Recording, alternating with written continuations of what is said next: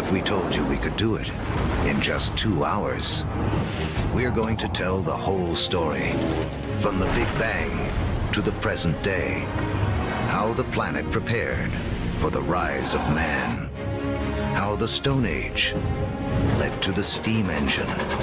How the first seeds sprouted into cities and civilizations. Everything is connected, and the path leads to you.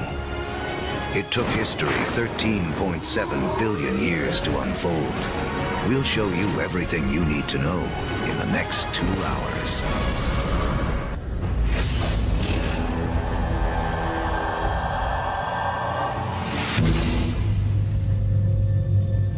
This is our infant universe. Everything that will ever exist, everything that will ever happen, all begins here, within this tiny bundle of energy, smaller than an atom. And right now, history as we know it is about to mysteriously begin. For reasons we may never know, our universe suddenly erupts.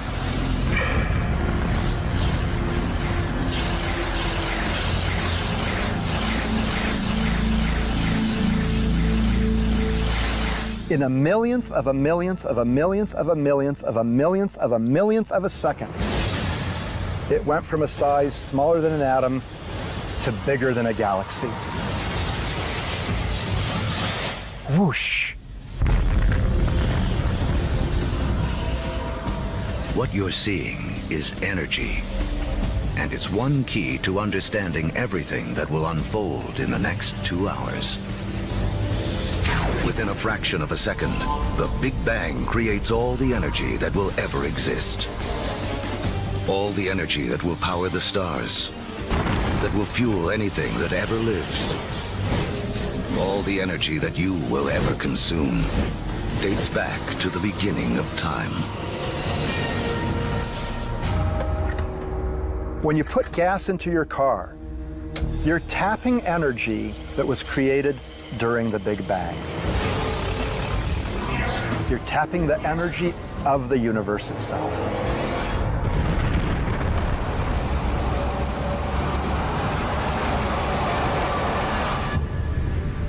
We're only a few minutes into our 2-hour journey, but already 380,000 years have passed. You are about to witness the birth of your original ancestors, the first atoms. This is hydrogen. The universe will use it to make everything in the world around us. Hydrogen is like a baseball team. You say, what player do I want to start my team with? Well, if I want to start a universe, I want to start it with hydrogen. Because from that, with a lot of heat and a lot of pressure, you can build more kinds of atoms. The first atoms blast through the early universe. And luckily for us, they don't spread out evenly. Because in those tiny pockets with more atoms, gravity, the great sculptor of the early universe, begins to work its magic.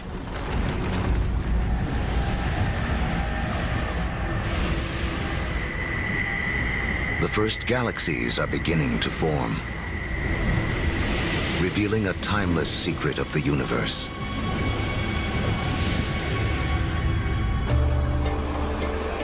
Throughout history, whenever more matter and energy can be drawn together in one place, more complex things can emerge.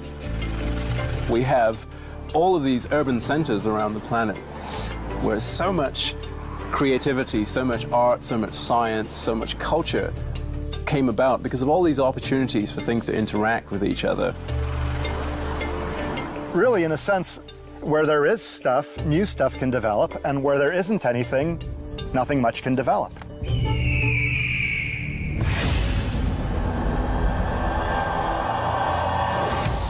300 million years after the Big Bang, inside of forming galaxies, gravity continues to squeeze together clouds of gas and dust. causing pressure and heat to violently rise. When the temperature reaches 18 million degrees Fahrenheit, hydrogen atoms slam together, creating a new element, helium, and radiating bursts of energy. The first stars are born. Suddenly, there were these new beacons of light shining forth, pouring energy into the universe. Let there be light. But something is missing from this early universe. There are billions of stars, yet not a single planet.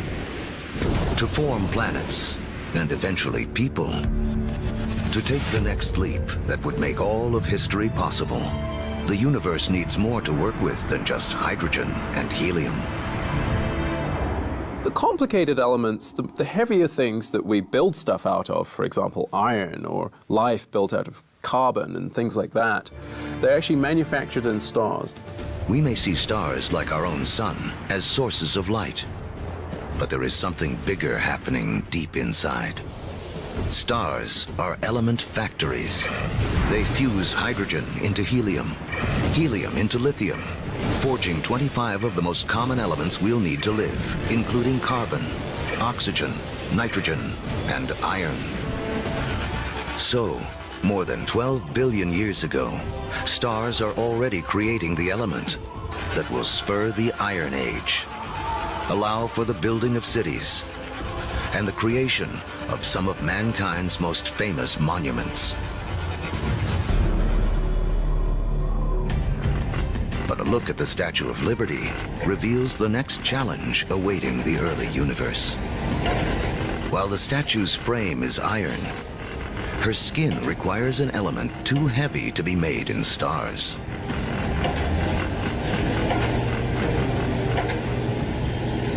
For Lady Liberty to have material for her skin, for there to be gold for wedding rings, or uranium for nuclear reactors, some elements had to be created another way. Stars don't have enough energy to do the job, but if the element factory isn't powerful enough, how about blowing up the factory? Just a few million years after the first stars formed, some of them exploded. Wham! These explosions, known as supernovas, are the biggest blasts in the universe since the Big Bang, providing the extra boost of energy needed to fuse heavier elements. In the fiery blast of their own destruction, stars create uranium, gold, all the rest of the elements that will fill our world, including copper. The periodic table of the elements is really sort of a library of matter in the universe. Those are your building blocks. Everything is coming out of that particular chemistry set.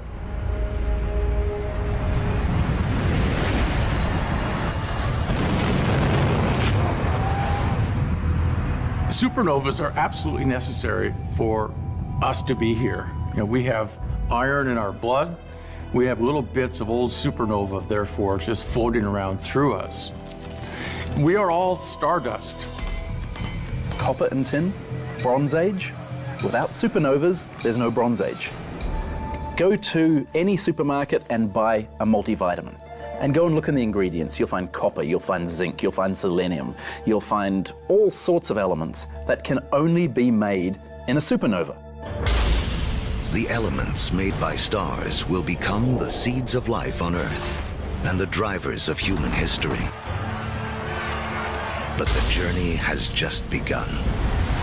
Before there can be life, the universe has to build us a suitable home.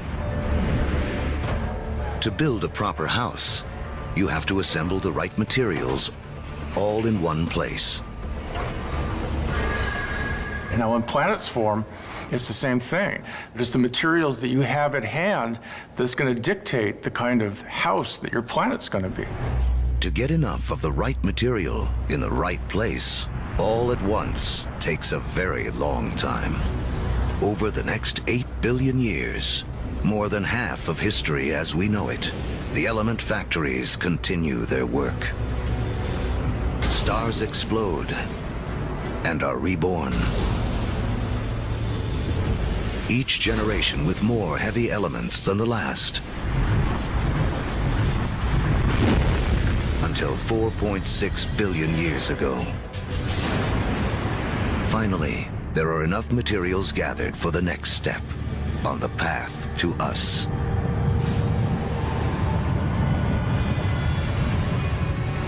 A new star is born. This is our sun.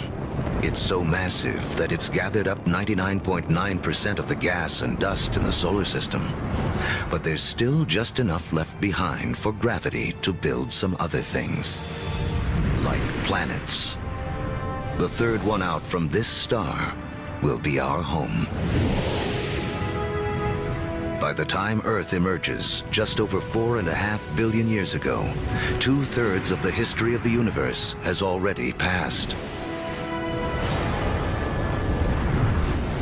The first sunrises sweep across a foreboding alien planet. A world spinning so rapidly that a day lasts only 6 hours. When you go back to the early Earth, right after the planet formed, you really have to think of the Earth as another planet.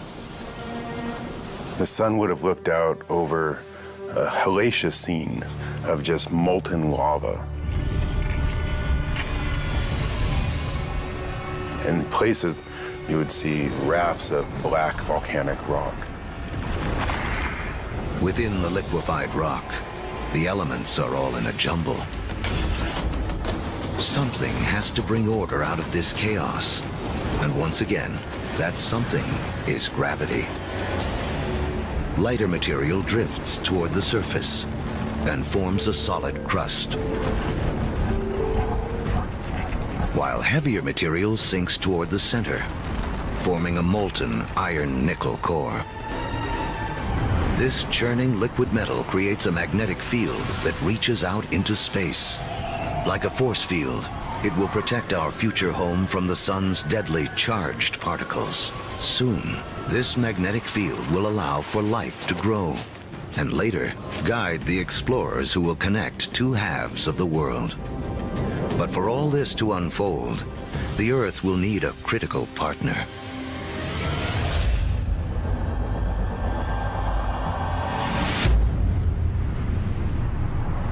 Four and a half billion years ago, an object the size of Mars smashes into the planet at 25,000 miles per hour.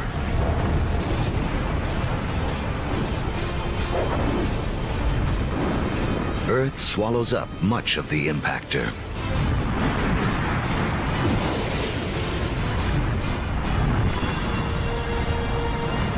But a spray of molten debris is whipped off into space. Within as little as a year, gravity gathers this debris into a secondary sphere in orbit around the Earth, where it has been ever since. The formation of the moon was an incredibly important event in Earth's history. And in fact, its creation over 4 billion years ago is really important to the Earth's climate today. The moon keeps Earth steady. Its gravitational pull prevents the planet from wobbling, saving us from wild climate swings. And the collision that formed the moon leaves Earth tilted on its axis, giving the planet a key ingredient to life: seasons.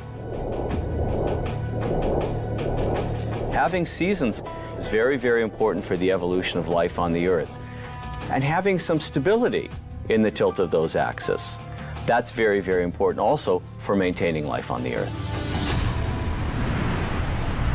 The moon's gravity also begins to slow Earth's rotation, which will eventually lengthen our days from 6 hours to 24.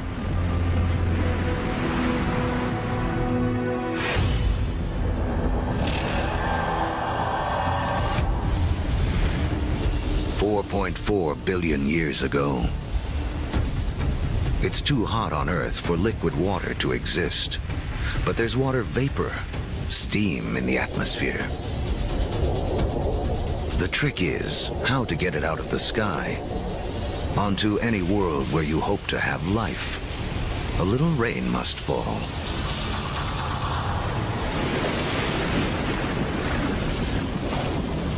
For millions of years, as the planet cools, rain pours down, forming puddles, lakes, and eventually our oceans. By 3.8 billion years ago, our planet has a moon and permanent oceans. But it hardly resembles the place we now call home. To become the stage for all of human history, Earth needs an oxygen-rich atmosphere, fertile continents for people to discover and develop. Who will create our modern world? There's 1 trillion of them crawling on your skin right now.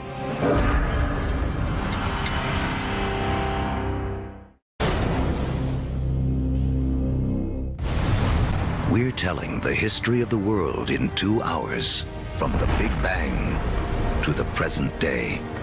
And our modern world holds important clues to the story. In fact, structures like this hide a mysterious link to the first life on Earth.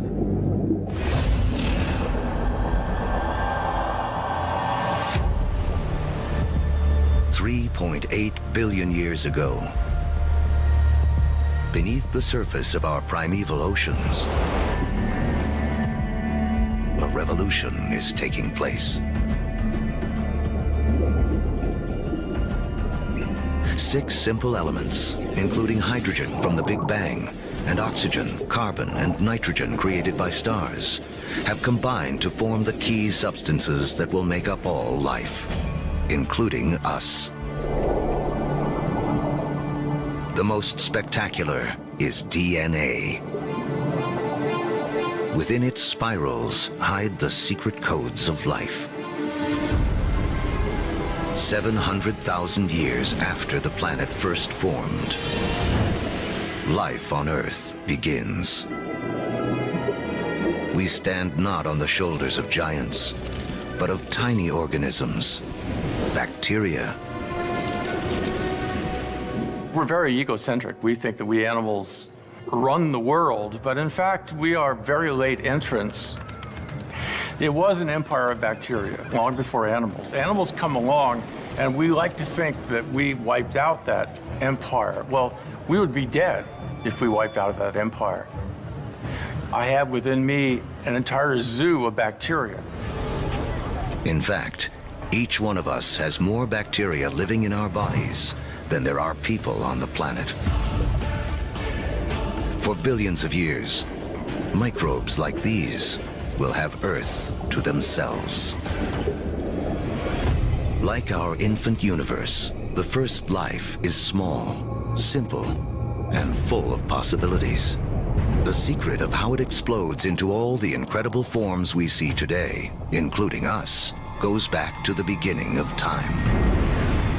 As we've seen, all the energy that will ever exist was created in the Big Bang.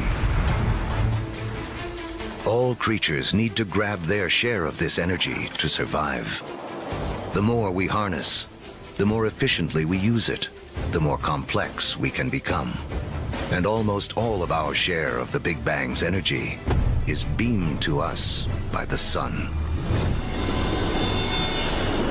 2.5 billion years ago, some very special bacteria figure out how to consume the sun's energy to live. In doing this, they also create the most important waste product in the history of the world: oxygen. Soon, oxygen will remake our world. But first, it has another important job to do. Earth's ancient seas are full of iron particles, and everyone knows what happens when oxygen meets iron. Here I'm a little bacterium. I've produced this oxygen molecule, and here's a big piece of iron clump. I rust it. This rusted iron collects on the seafloor. Billions of years later, these huge deposits will be raised up to become major sources of the world's iron and steel. It was these iron deposits that later on drove the Industrial Revolution. In this way, the Brooklyn Bridge and the other early landmarks of the Industrial Age are a direct link to some of the first life forms on Earth. Once there's no more iron left in the sea to rust, these ancient bacteria have a mission to complete. They create so much oxygen that it fills the oceans and escapes into the atmosphere. And from then on, we have a very different planet from all the other planets in the solar system. Now, life takes a giant leap. For the first time, some bacteria learn to live on oxygen. Every human breath is a ritual, 2.5 billion years old. Life tends to stick with what works, even over the course of billions of years. Oxygen is a game changer. By taming its power, life has found a better way to energize itself, 20 times more efficient than anything used on Earth before. What life does with all this new energy will be the story that leads to us.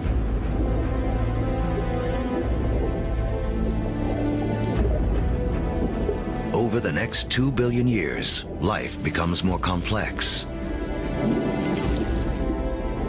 Skies become blue, and so do the oceans that reflect them. Large, solid continents appear. Earth is beginning to look more like the place we now call home.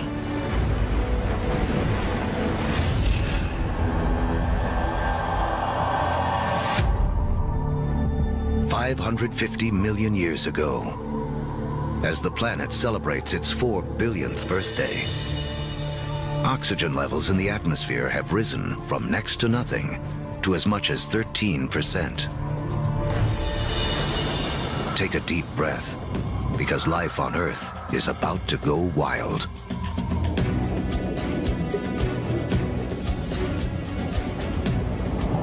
This is the Cambrian explosion, biology's version of the Big Bang. Right after you have abundant oxygen, you get size and complexity, and oxygen lets you do that. It's in this breathtaking span of roughly 30 million years that most of the major animal groups evolve. By 500 million years ago, the first bony fish have evolved in the seas. These fish are our direct ancestors. Though they look nothing like us, they evolve the body parts that will make our own bodies possible, including a spine and a mouth with jaws and teeth. We owe a great deal to our fish ancestors. In fact, all vertebrates today really represent modifications of the original fish body plan. For the first 4 billion years of Earth's history, plants and animals have stuck to the seas. But that all begins to change. With oxygen comes an ozone layer, protecting us from dangerous radiation. Plants make the move first.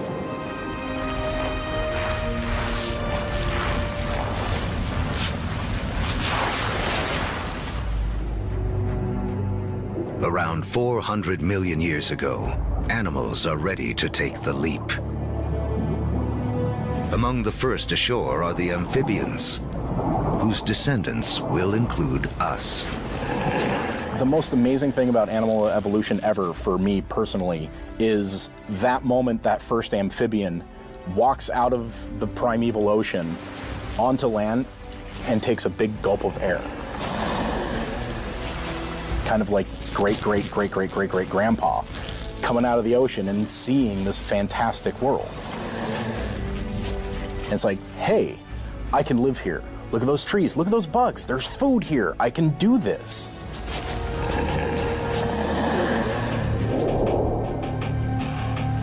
Eventually, humans will conquer every imaginable terrain.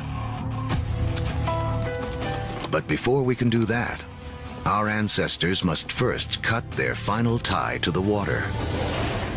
Mating season. Like modern frogs, they have jelly-like eggs that would dry out on land. But some amphibians eventually solve the problem. They evolve a new form of egg, with a shell that keeps the moisture in.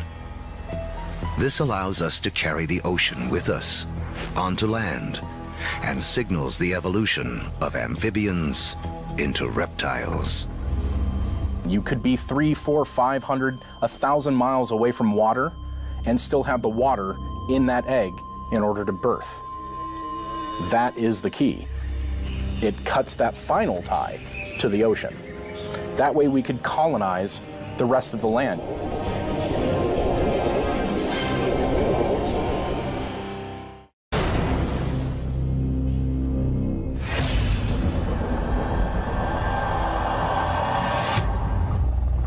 $300 million years ago, life flourishes in massive tropical swamps where planet Earth is cooking up a surprise. As plants die here, they are buried, compacted, and cooked. Energy created in the Big Bang and radiated by the sun to plants on Earth is now locked away underground as coal, a gift to be opened by human beings millions of years in the future.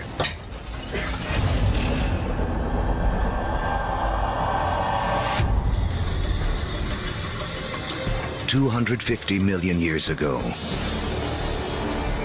an apocalypse unfolds. The biggest spike in volcanic activity since the early days of the planet. The atmosphere is choked with carbon dioxide, and the diversity of animal life spawned in the Cambrian explosion is stopped dead in its tracks. More than 70% of all species on Earth go extinct in the worst mass die-off in history, the Permian extinction. Extinction is a recurring character in the story of planet Earth. 5 times in the last 500 million years, some cataclysm wiped out the dominant species.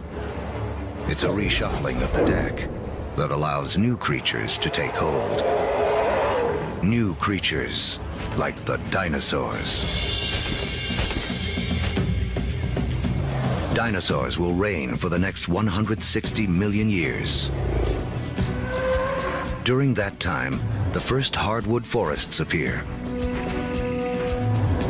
And after more than 4 billion years, the moon's gravity finally settles Earth into a 24-hour day. At the start of the dinosaur era, the continents are clustered together into a single landmass we call Pangaea. But now, they start to break apart. Africa separates from South America. The vast Atlantic Ocean opens up, creating what will become one of the defining barriers of human history, the gulf between the old and new worlds. The undisputed stars of the dinosaur era are animals like Triceratops and T-Rex. But there are some important creatures scurrying around their feet. If we were to trace our lineage back far enough, we would come to really small shrew-like mammals surrounded by these titans of reptile life. During that time, mammals, we were living on the fringes. We were maybe stealing dinosaur eggs, maybe just eking out an existence. So the dinosaurs kind of held us back. The biggest headline of the history of dinosaurs, which is 160 million years, is that we lost. Mammals lost. We couldn't get much bigger than a small cat. For 160 million years, all the medium-sized, medium-big, big, gigantic, and stupendous animals were dinosaurs for that whole time. They beat us fair and square. But the deck is about to be reshuffled.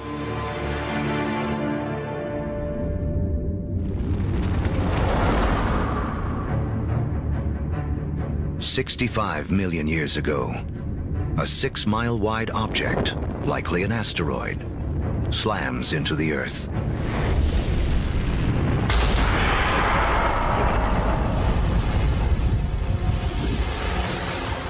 A dust cloud blocks out the sun. Temperatures plummet. Every creature on land weighing over 50 pounds goes extinct. The reign of the dinosaurs is over. The greatest gift that the dinosaurs ever gave us was dying. When they went extinct, it gave the mammals time to rise. It doesn't take long after the disappearance of the dinosaurs for the first true primates to appear. Like their later versions, including us, these mammals have evolved forward-facing eyes, allowing for accurate depth perception and flexible hands with 5 digits. They have 5 fingers, just like us, which means we can grasp things. If you think about other animals that don't have digits organized the way ours are, their ability to hold things, to manipulate objects, is much more limited. 50 million years ago, our primate ancestors are evolving on a planet that is warming. It's so hot, there are jungles at the poles. As the continents drift, the Americas and Africa have almost fully taken shape. But in northern Africa, modern-day Egypt is submerged beneath an ancient sea. On the floor of that sea live small shelled creatures called nummulites. Their shells, made of calcium and carbon, pile up on the sea bottom over millions of years, where they form into limestone. Limestone that will be used to build the Great Pyramids. If you look closely at the pyramids today, you can still see evidence that these 4,000-year-old monuments are, in fact, made of 50-million-year-old seashells.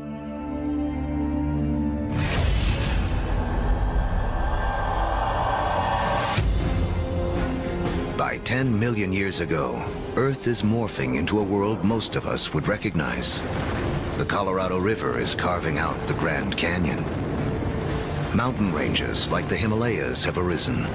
They're so tall, they disrupt weather patterns, setting the stage for a colder planet. The Isthmus of Panama emerges to connect North and South America, cleaving the connection between the Atlantic and the Pacific, disrupting ocean currents and tipping the world even more towards an ice age. With the planet getting colder, our primate ancestors hang on in the tropics. But a new creature is coming in that threatens to destroy them.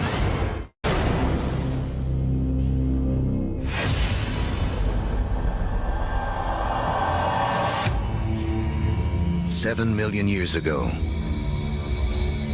our primate ancestors lived safely in the trees. But their neighborhood is about to be invaded. This newcomer will have as profound an effect on human history as any other living thing on Earth. It seems almost impossible to believe, but one of the most important things that will lead to the emergence of us is the emergence of grass. The grasslands appear almost simultaneously around the world. We get the African savannas. We get the Eurasian steppelands. We get the North American prairies.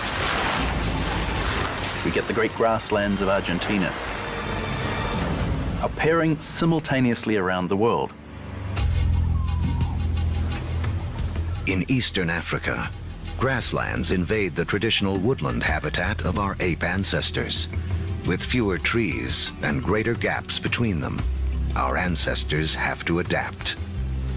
Apes would notice that there's more and more apes in the same tree and less food. increasing incentives for apes to go from one patch of food to a different one separated by grasslands. Now, one way to do it is to run like hell. The other way to do it is to extend one's food sources into the grasslands and seek out the foods that are available there. And so, some apes make the move down into this stark new habitat. It's a landscape better suited to primates that can walk on two legs, keeping their heads up above the tall grasses to watch for predators. Standing on 2 feet is a revolutionary advance because it frees up our hands. Hands we will need to shape human history.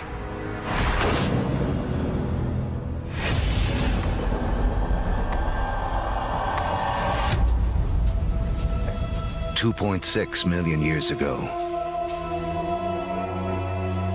early proto-humans, or hominids, walk an Earth whose rocks are loaded with the element silicon. Created in the cores of stars billions of years before, silicon is the second most abundant element in Earth's crust. One of its chemical quirks is the ability to bond with oxygen to form crystals that combine into solid rocks. Rocks that can be chipped and shaped without shattering. Hominids started doing this 2.6 million years ago, breaking cryptocrystalline silicates to make sharp edges, and the people use them for millions, literally 2.6 million years. Simply having a modified stone with a sharp edge on it, now suddenly you have a hammer. You have a crude cutting edge. A simple modified stone means a human can suddenly do 1,000 more things than we could do previously.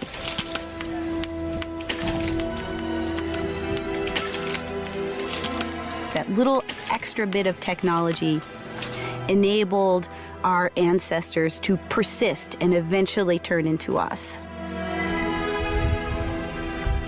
Silicon launches the first technological revolution, the Stone Age.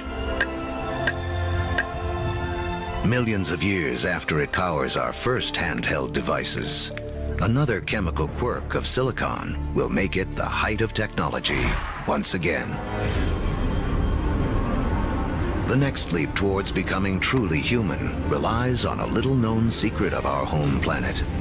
In the known universe, it turns out Earth may have a rare and special power.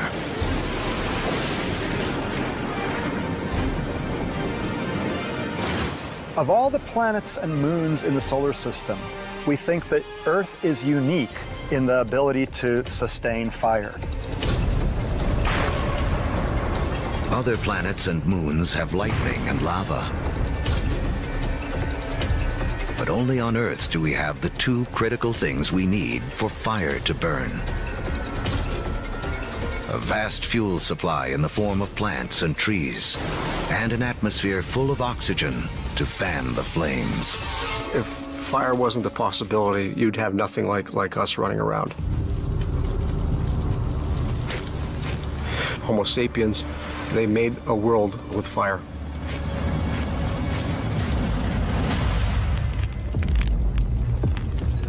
Our ancestors have fire firmly under control by 800,000 years ago. It's a skill that connects us back to the very beginning. Remember that all energy was created in the Big Bang, and all life is in a competition for our share of this energy. Using fire to cook is like having an external stomach to break down foods, releasing more calories, giving us more energy, which in turn allows us to support bigger brains. Fire is also the ultimate gateway technology.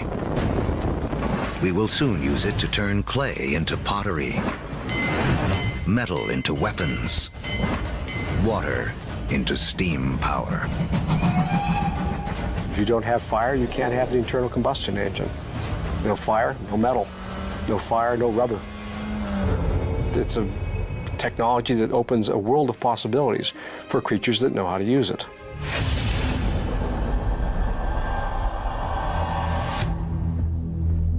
"200,000 years ago, the modern human has fully taken shape. The larynx, or voice box, which is high up in the throat in our ancestors, descends. More complex sounds are now possible. We begin to speak. For the first time, information can be shared between individuals and across generations. Humans have gained a critical advantage over every other creature on Earth. You can tell my grandfather said that when the elephants didn't show up, we go off and hunted zebras. You know, my aunt told me that her cousin found this water hole on the other side of that river. And we can all benefit and we can all understand what they mean when they're describing what they found out on that landscape. Language changes humans from being like standalone computers to being networked computers, where you can share information. You know, one doesn't need to depend on one's own personal experience. One can borrow the personal experience of anyone with whom one can communicate. That's a powerful advantage. No other creature has that. As a species, humans become exponentially smarter. The global game board has been set, and we are now ready to play. 100,000 years ago, man can move. We have agile hands and primitive tools. We can communicate and control fire. We are finally ready to expand out of our African home on a path millions of years in the making.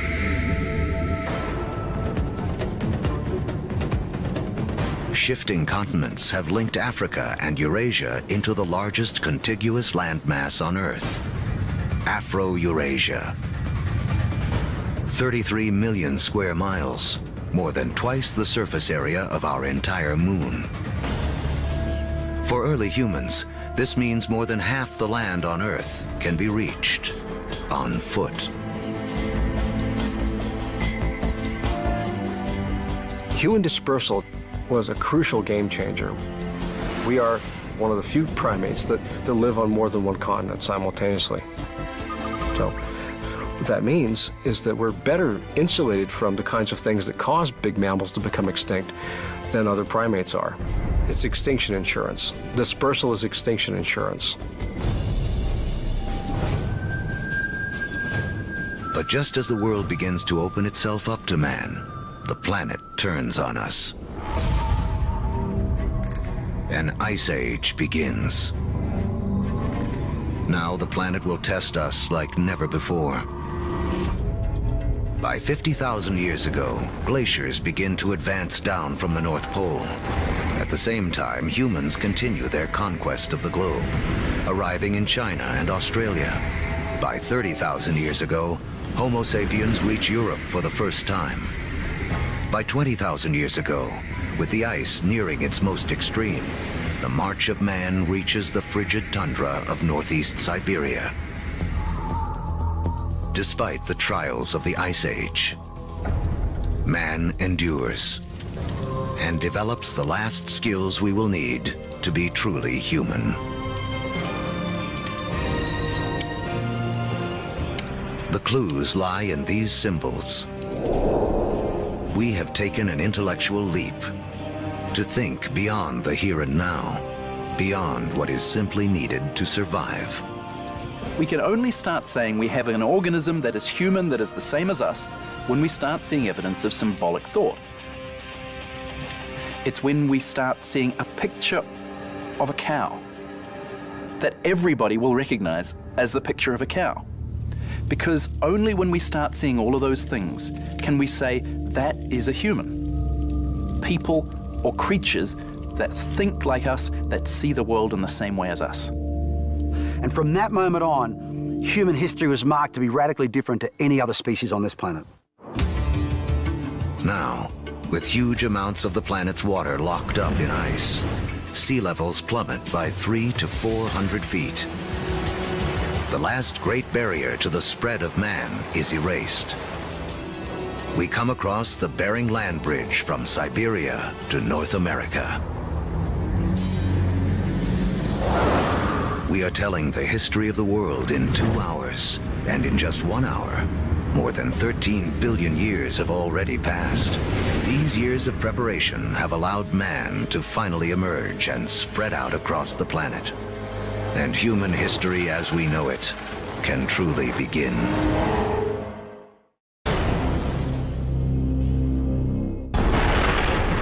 Our history of the world began with the beginning of time, the Big Bang. It has taken us on a journey of nearly 14 billion years. Now, as humans take center stage, it's important to remember just how small a slice of history we actually occupy. To make things simple, imagine compressing 14 billion years of history down to just 14 years. On this scale, the Earth would have existed only for the past 5 years. So that's about a third of the history of the universe. Large, complex creatures would have developed 7 months ago. On this scale, dinosaurs went extinct only about 3 weeks ago. The entire recorded history of humans would span only the last 3 minutes. Modern industrial societies, the Industrial Revolution effectively, 6 seconds ago. What this shows me is that we humans have been around for only a very brief instant in the recorded history of the universe. Mankind has waited billions of years for our brief instant to shine, as the stars and our evolving planet carried out the slow work of organizing the elements in a way that would make human history possible.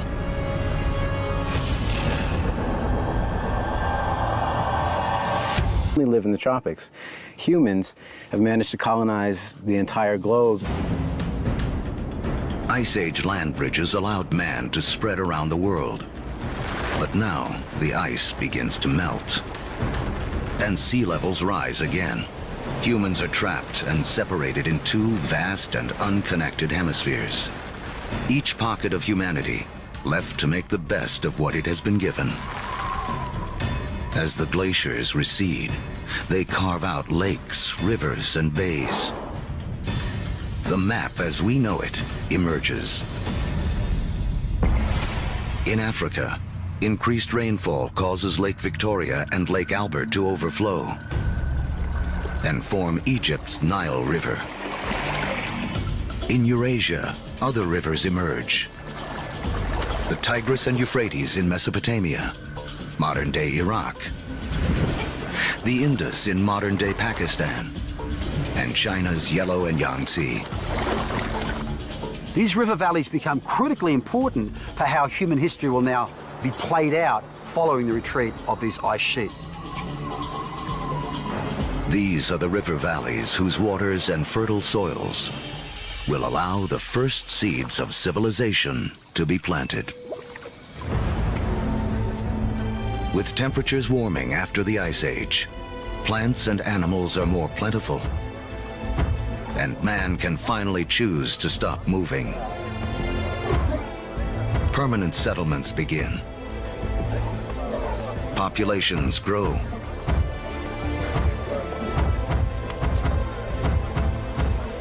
With more mouths to feed, our ancestors have to get clever.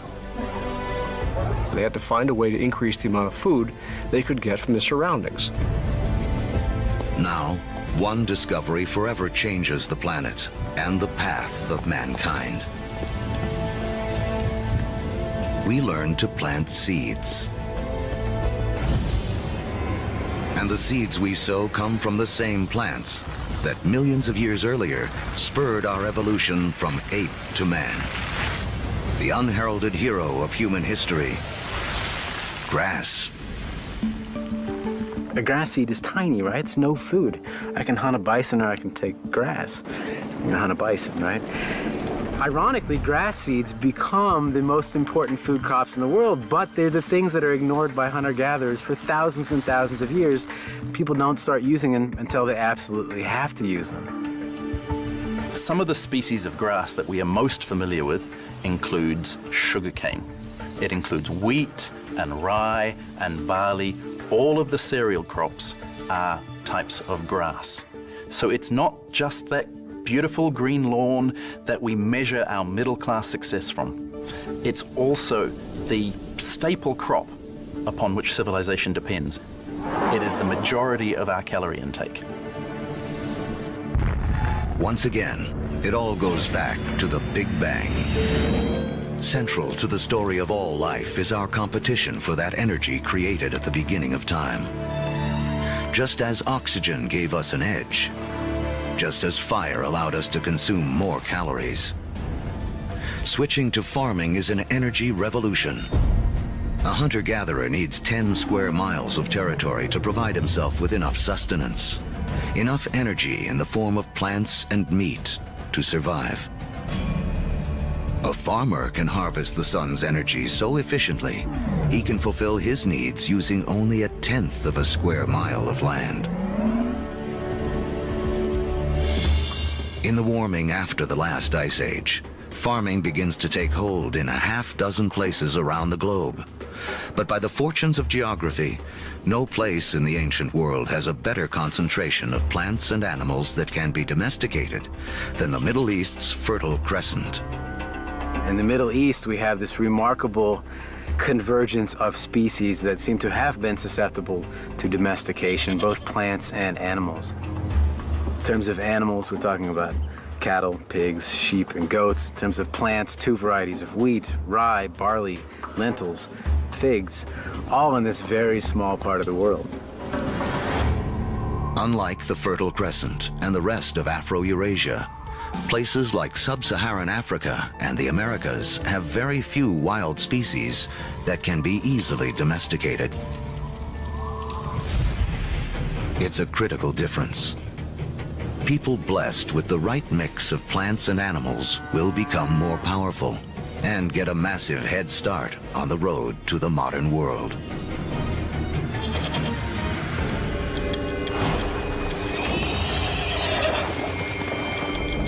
One animal that gives any human who can tame it an almost unbeatable edge is the horse. It's a little-known fact that although horses first evolved in the Americas, they died out there along with many other large mammals around 10,000 BC. There were at least 3 species of Ice Age horses in North America, maybe more. Some as small as ponies, some as big as Clydesdales. And they had evolved in North America for 40 million years. They're part of the whole history, and then they're gone. They're gone. These powerful potential allies disappear before they can be used by the first North Americans. Fortunately, before that happened, large numbers of horses escaped back across the Bering Strait land bridge and spread out across the great grasslands, the steppe-lands of Central Eurasia. A narrow escape that had a profound effect on human history. Around 4000 BC, nomadic people in Central Asia learned to tame them for the first time. Domesticated horses will be harnessed across Eurasia, advancing everything from work to warfare. Perhaps no other animal has had a bigger influence on the course of human history. And the circle wouldn't be complete for another 5,000 years, when Christopher Columbus would bring horses with him on his second voyage to the Americas. His horses would be the first to set hooves in the Americas since the Great Die-Off over 10,000 years earlier.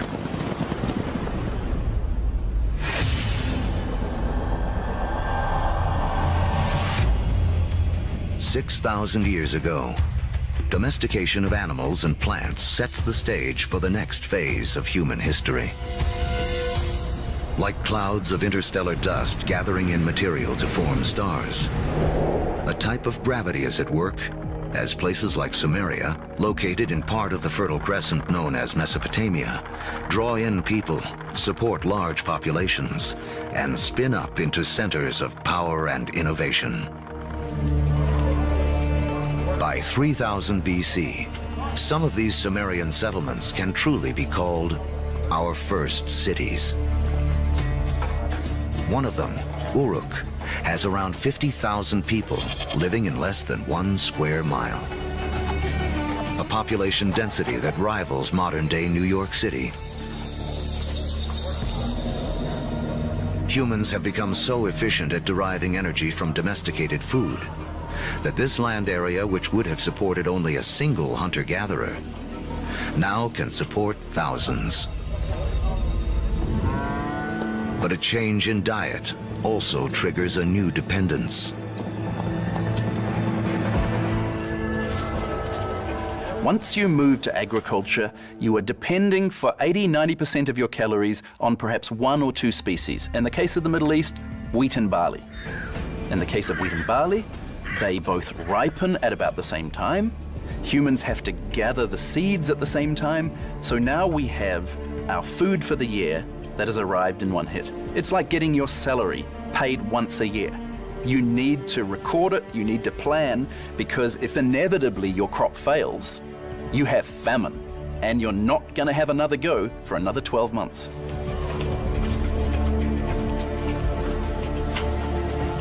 In these first cities, crops are king. To keep track of them, our ancestors developed the first writing. To protect them, the first armies. And to administer them, the beginnings of politics. When you have hundreds or thousands of people who are living together, there's simply too many people to sort of run around and create a census. It creates a need for government. It creates a need for some form of social and political hierarchy. Planting seeds has set man on a new path. Settlements have grown into cities. But to take the next epic step from city to civilization, we'll need the help of a very surprising creature.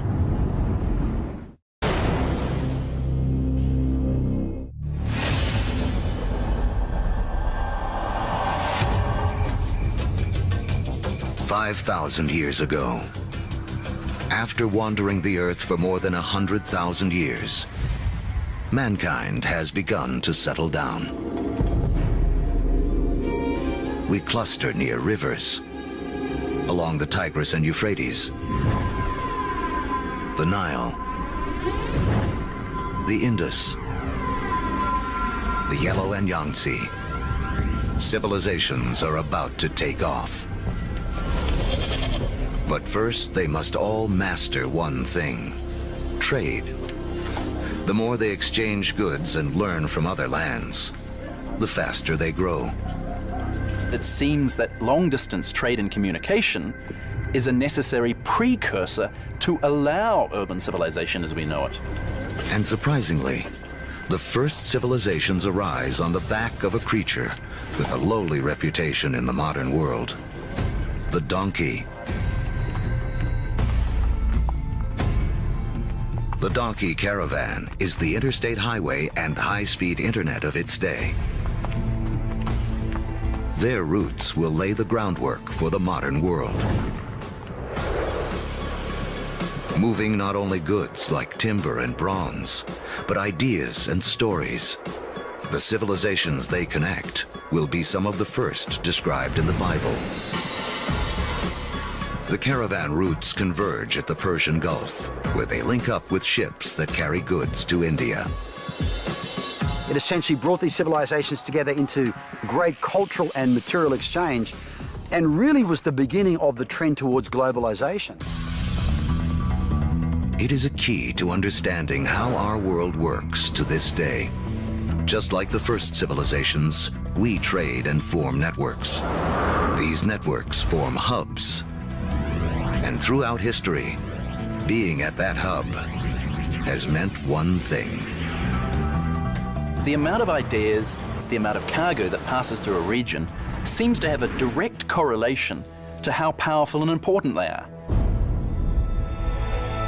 By 2000 BC, humans have gone from humble huts to massive monuments. In Africa, great pyramids arise on the banks of the Nile. The first stages of Stonehenge rise up in ancient Britain.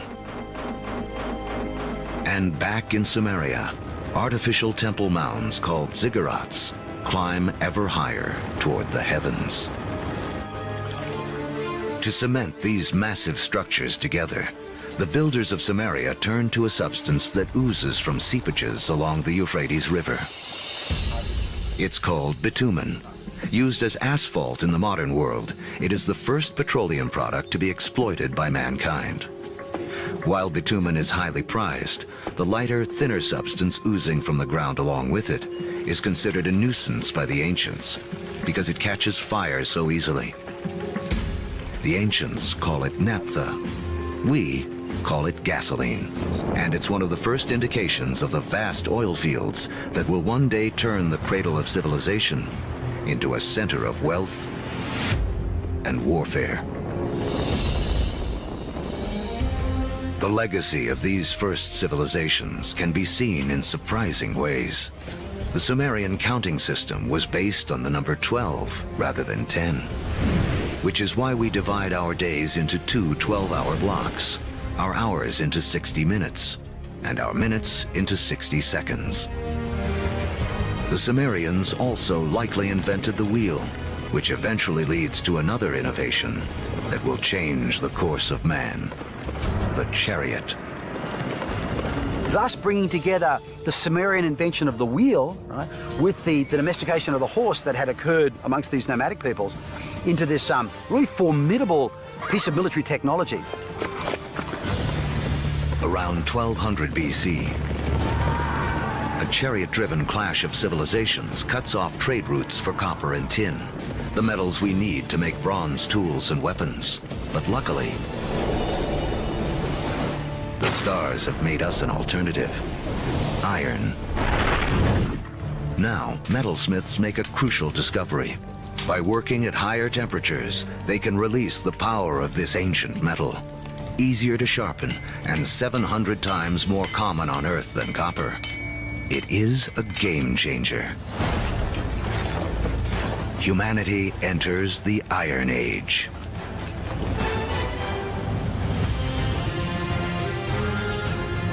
As we reach the first millennium BC, history has taken us on a wild ride.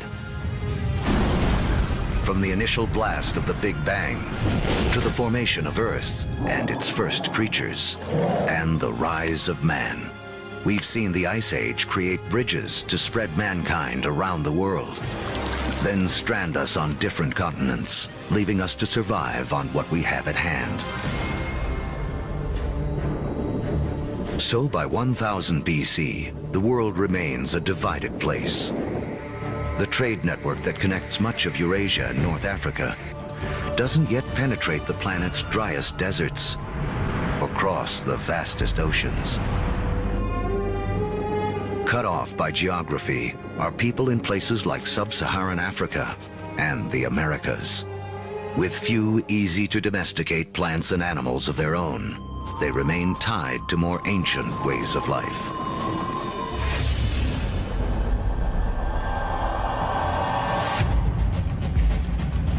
In 600 BC, the cavalry have arrived. Humans ride into battle on horseback for the first time. We've seen that just taming a horse gives man a massive advantage.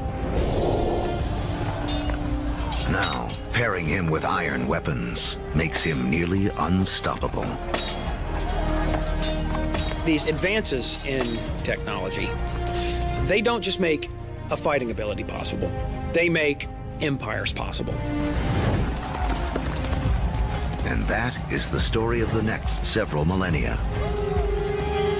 With new technology and improved logistics, empires spread uniting massive land areas under a central control.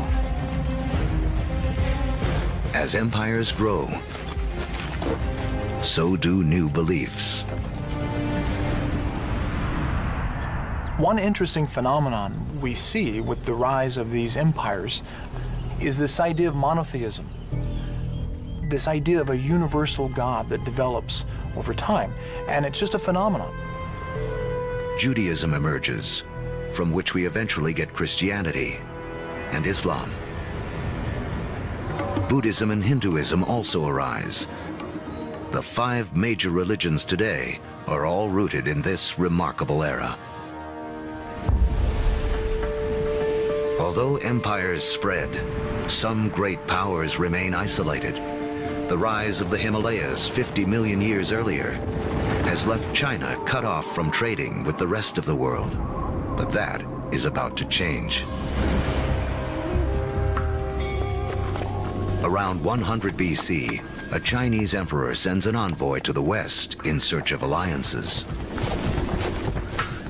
The routes he travels will become the Silk Roads, a massive trade network that connects China across Central Asia to the Roman Empire. China has joined the world. As far as we know, no Chinese trader ever met a Roman, no Roman ever met a Chinese trader, at least during this first period of the Silk Roads. But this vast trade then began to explode. Between about 100 BC and about 200 AD, we have 3 centuries of trade and cultural exchange on a level that has not been seen before in human history. But this new human network also unleashes hidden dangers.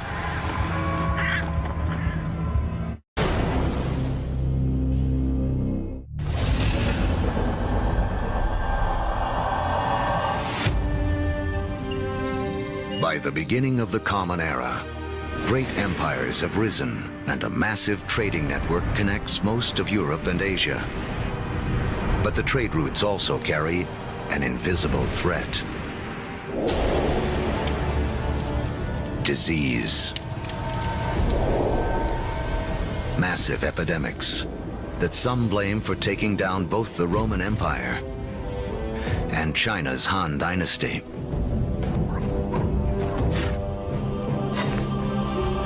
But these networks also lead to the spread of religion.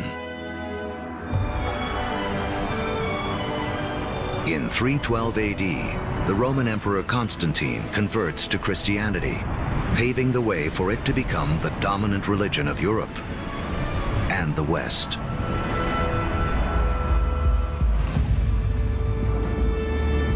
Three centuries later, Islam also emerges. A religion that will, for a time, unify a territory 2.5 times larger than Rome ever was.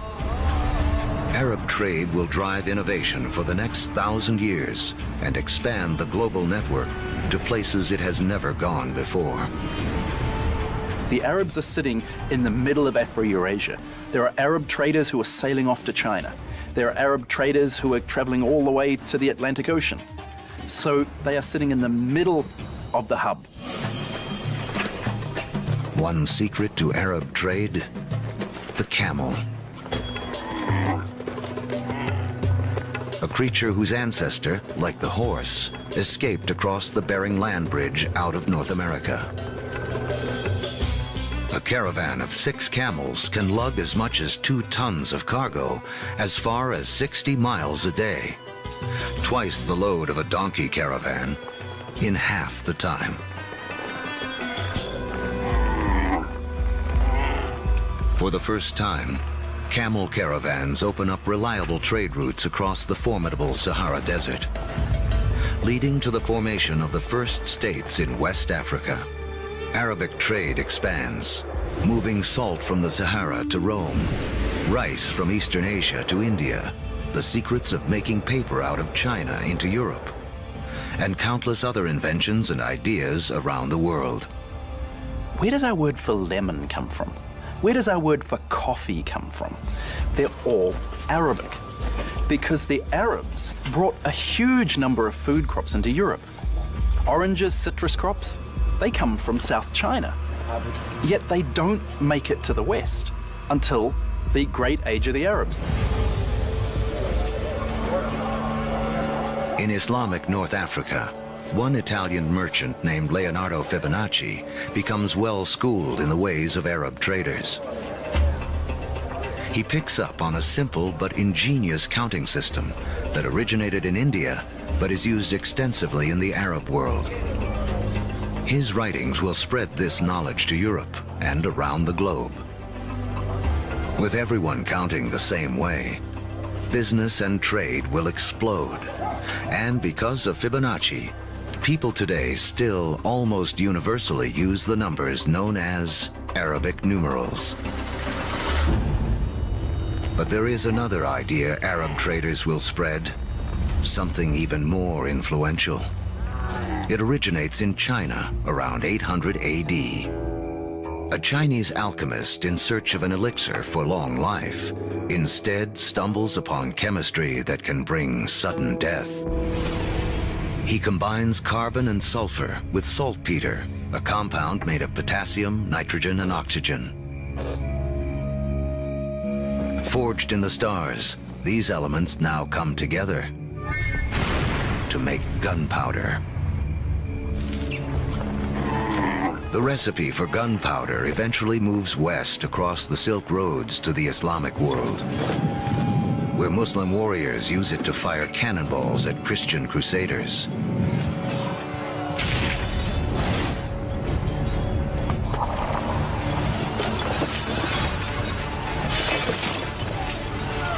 Europeans pick up on the idea, embracing and perfecting gunpowder weapons.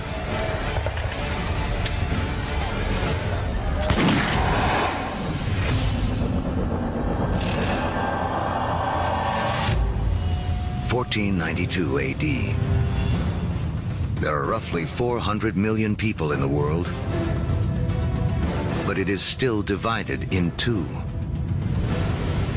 In the Americas, the civilizations of the Aztecs, Mayans, and Incas have all arisen. While halfway around the world, in the aftermath of the fall of Rome, Europe has cracked like an egg into individual states. For Italian-born Christopher Columbus, this means he can appeal for funding from a succession of European rulers. Until he finally convinces the King and Queen of Spain to back his expeditions. It has taken all of Earth's history to make Columbus's journey possible. For tacking into the wind, he uses triangular sails, a technology copied from the Arabs. To guide him, the compass, an invention from China. And guiding the needle, a magnetic field formed with the core of the planet itself. Although Columbus is looking for a new way to sail to India, what he does instead is finally and forever connect the two halves of the world. The voyage is not just significant in American history. As you'll see, it's a pivotal event in all of human history. Nothing will ever be the same.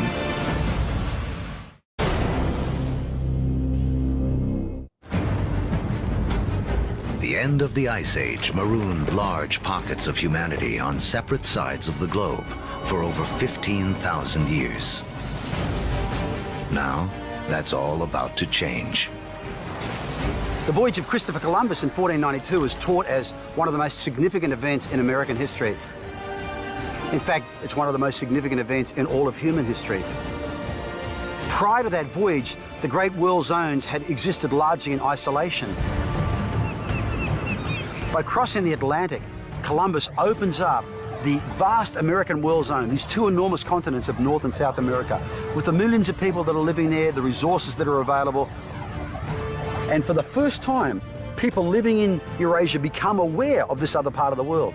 Until the voyage of Columbus, these people may as well have been living on different planets, so isolated were they. A trade network that started with the first civilizations, connected Europe, Asia, and Africa, now reaches across the Atlantic. In this vast new global network, new hubs will form. And once again, power will shift. For most of the last 2,000 years, Europe hasn't been that important. Then we get the age of Columbus, and what do you know? This is exactly the time where we see the rise of the West. This is when the West starts taking over, when it gets itself smack bang in the middle of the biggest exchange network the world has ever seen.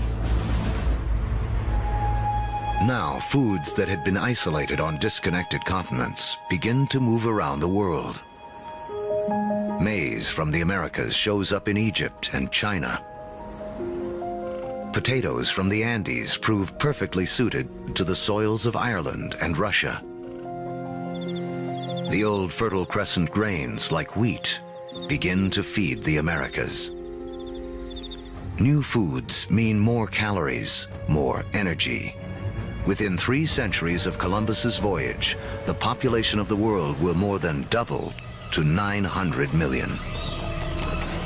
But the unequal hands dealt to the 2 hemispheres now play out in a deadly climax.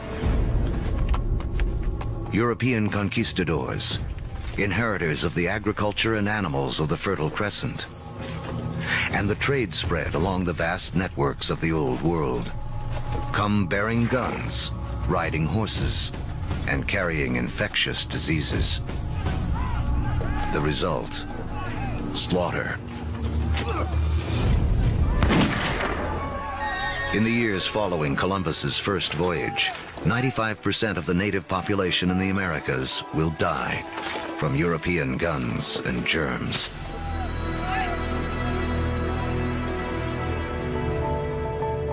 Once the hemispheres are connected, nothing can ever be the same. Take the incredible story of sugar. Chemically, it's the only source of fuel for our brains, a substance we are programmed to crave. Raw sugar comes mostly from sugar cane. Once again, a grass will play a central role in the story of mankind.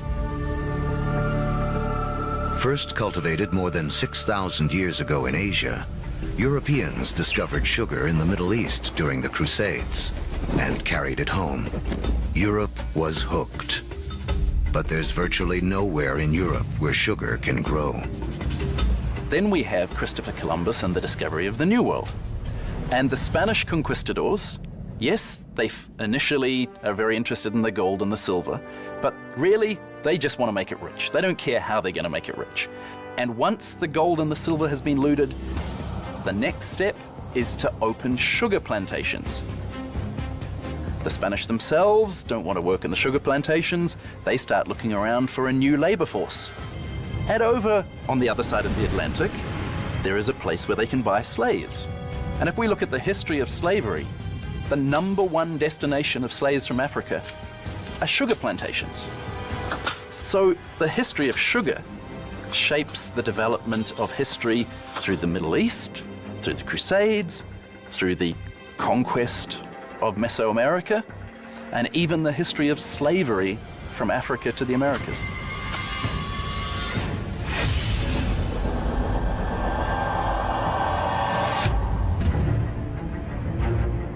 In the year 1700, mankind has hit a wall. Most humans continue to live simple lives, more like our ancient ancestors than our own. When you think back to the world in 1700, most people were farmers, most people practiced small-scale subsistence agriculture, most manufacturing was done in workshops. In 1700, it takes over a year for cargo and information to circle the planet, longer than it would take us today to get to Mars. What's holding us back is how we power our lives. In Egypt of 2000 BC, 90% of all work was done by human muscle, with animals kicking in the rest. By 1700 in Europe, the majority of work, 70%, is still driven by human muscle. Muscle power alone can't clear the path to the modern age. But there's a breakthrough hidden deep within the Earth.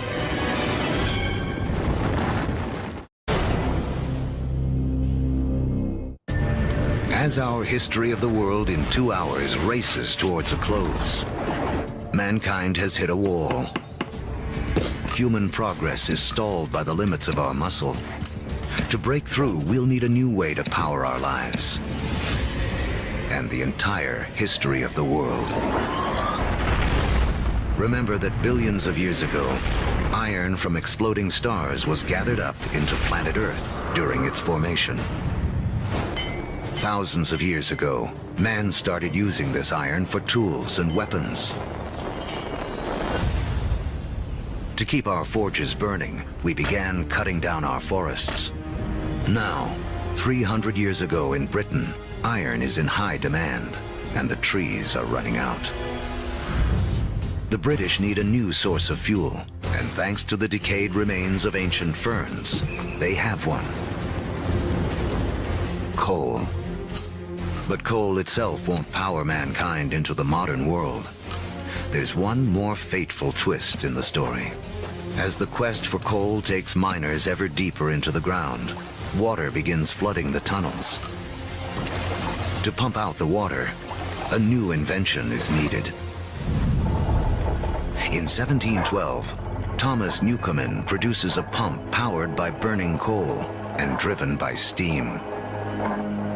Newcomen's machine is the first practical steam engine. It is this combination, energy and engine, fuel and machine, that will free man from the limits of his own muscle and change the world.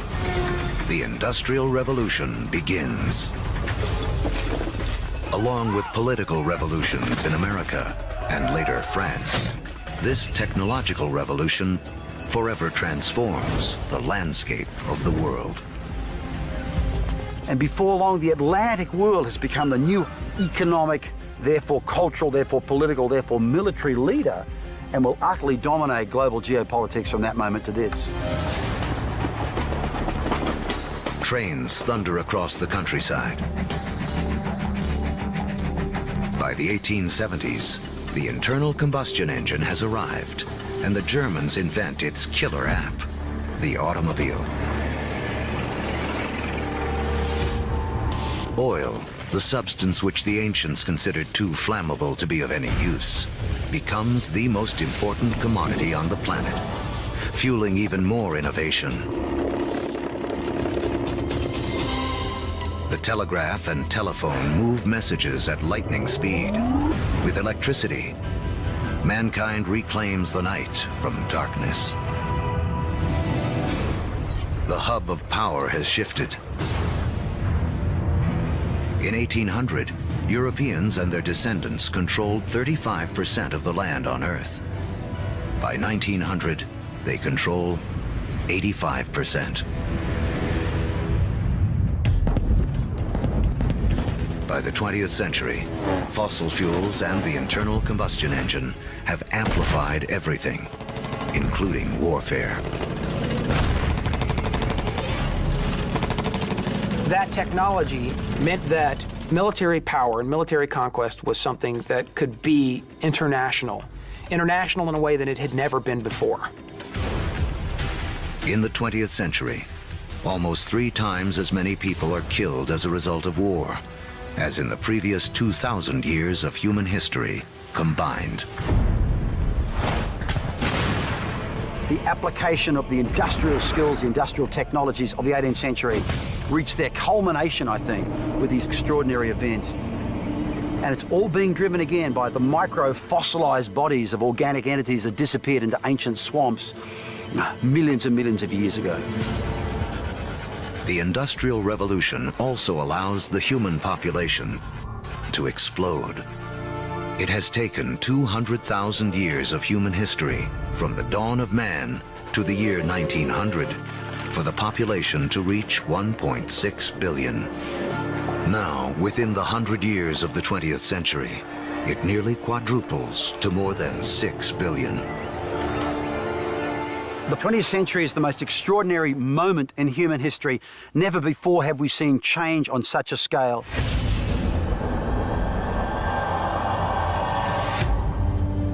Today, humans number close to 7 billion. We are the dominant players on the planet. We have learned to harness 50,000 times more energy than our ancestors just 10,000 years ago. This energy drives our fast-paced lives and a literal worldwide web, a network that, as we have seen, has been in the making for as long as humans have walked the Earth. Our 2-hour story is coming to an end. A story that really began 14 billion years ago with a tiny universe where everything was all in one place. Then the Big Bang. All the energy that has ever existed created in an instant. Gravity sculpted our universe. For billions of years, stars and supernovas created all the elements we would eventually need. Then an extreme Earth took shape and settled into just the right conditions to support life. As the planet evolved, life competed for energy and grew more and more complex. Eventually, the conditions were right for our species to rise. We mastered stone and fire. When the Ice Age came, we spread around the planet. And when the ice melted, we were stranded on different continents. We learned to bend plants and animals to our will. We built cities, then civilizations. We created a vast network that linked empires, joined continents, then crossed oceans. Just when it seemed we had reached our human limit, we found the energy and technology to carry us into the future. On Earth, the seeds of the past have bloomed into a present filled with energy and creativity. The stories of billions of lives have played out against the backdrop of a universe almost too vast to comprehend. In everything that we do, in all that we are, we remain living monuments to the past as we continue to make history every day.